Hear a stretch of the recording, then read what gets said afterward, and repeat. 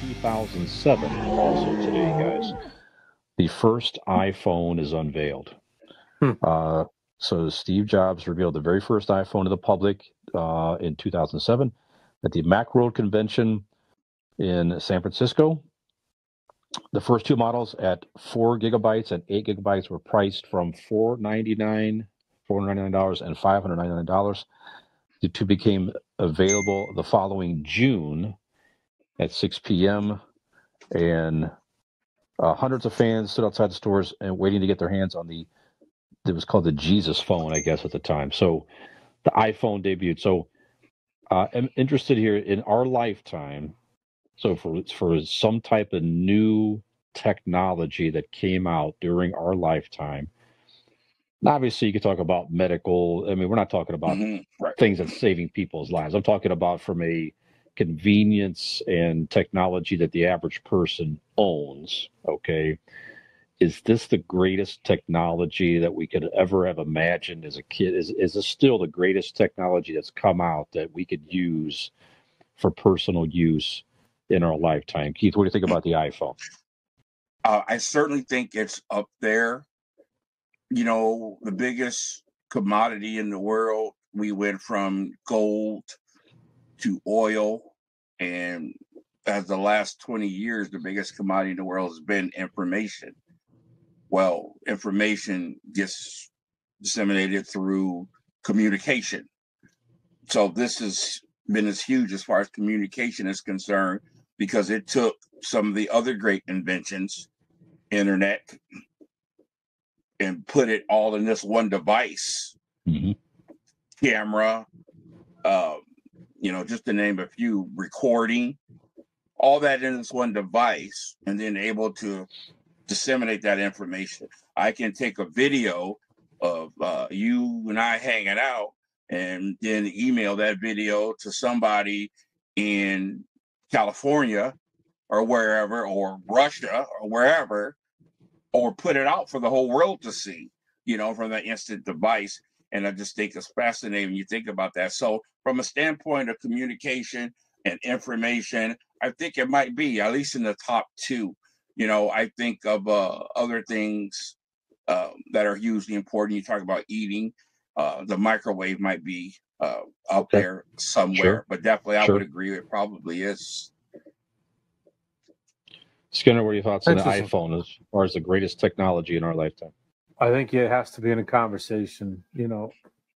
I had the Motorola Razor was my first phones back in the early 2000s, and I went through a couple of them because while I loved how the thing worked, structurally it was a piece of garbage.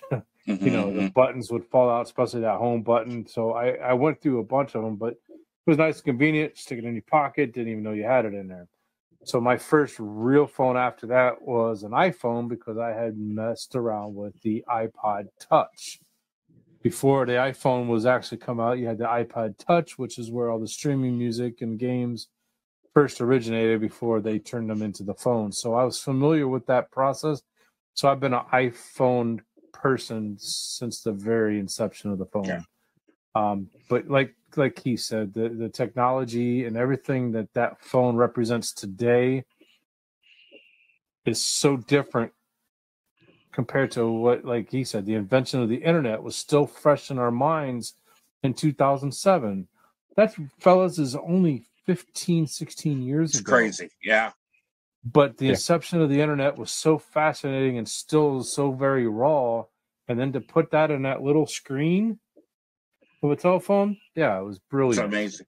And I didn't get to talk on the iPhone specifically, but I just want to say this, our listeners out there, I was a strict Android user. I have the Samsung Galaxy series, and I thought they were all fantastic. I used to pick on you because of it. Yeah. I remember. I thought they were great. I didn't know what everybody's problem was, but I loved it. Still think they were great. But when I got the iPhone 11, which was my first iPhone, and I got it because of the camera technology, because we started our show, I hated it. I wanted to throw it away. I couldn't understand how people use this thing. It was too complicated. It didn't make any sense to me. And so many people say the same thing. I know people who got rid of their iPhones, and I tell everybody, stick with it. Once you get used to it and understand the language, you'll say, where have you been all my life? Man, I tell you what, I don't know if I could ever go back to anything else, but I think they're just amazing. Absolutely. I mean, just, to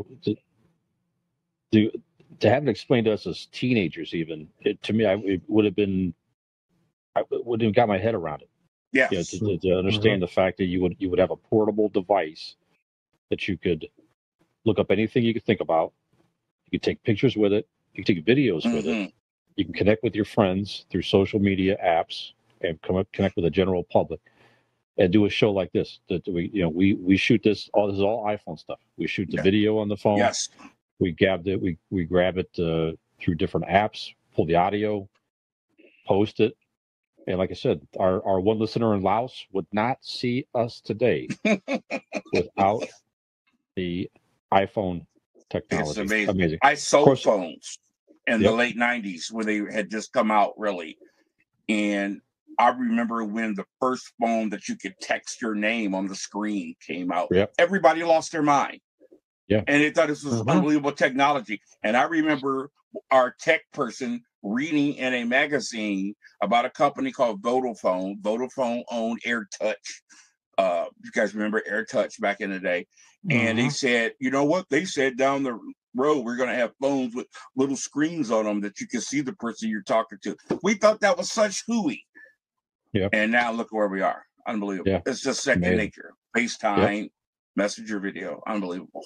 That's right. And now you can even put on your wrist. Like the old Dick Tracy and George Jetson fantasy things. The Maxwell Smart. That's right. That's right.